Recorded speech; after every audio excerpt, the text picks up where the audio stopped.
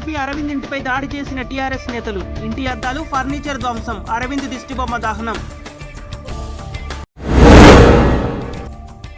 TRS నేతల దాడిపై Dharmapuri Arvind fire. కవితకు కుల అహంకారం పెరిగిపోయిందని ఆగ్రహం. ఎంపీ అరవింద్ ఆరోపణలపై మండిపడ్డ ఎమ్మెల్సీ కవిత.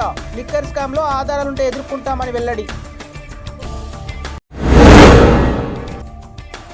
అరవింద్ ఇంటిపై దాడి చేయడాన్ని ఖండించిన బండి సంజయ్.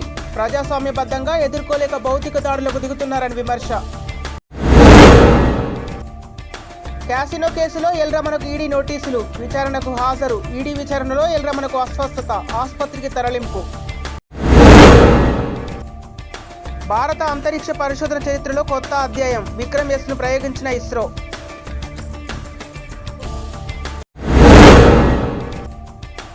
ఆయిల్ పామ్ సాగుపై దృష్టి సారించిన తెలంగాణ ప్రభుత్వం. రైతులను ఆయిల్ పామ్ సాగు వైపు మళ్లించాలని హరీష్ రావు పిలుపు. కొమరంభీం ఆసిఫాబాద్ జిల్లాలో పులి కలకలం. పులి కదలికలతో భయాందోళనకు గురవుతున్న ప్రజలు.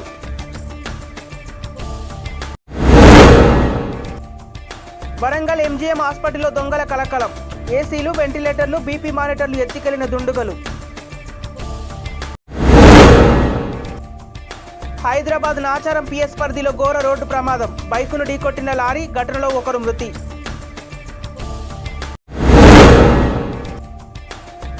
హైదరాబాద్ బంజారాహిల్స్లో టీఎన్ఎస్ఎఫ్ ఆందోళన. పెండింగ్ ఫీజు రియంబర్స్మెంట్ విడుదల చేయాలని డిమాండ్. కాకతీయ వర్సిటీలో మళ్లీ తెలంగాణ ఉద్యమ పోస్టర్లు. ఆంధ్ర వీసీ తమకొద్దంటున్న విద్యార్థి సంఘాలు.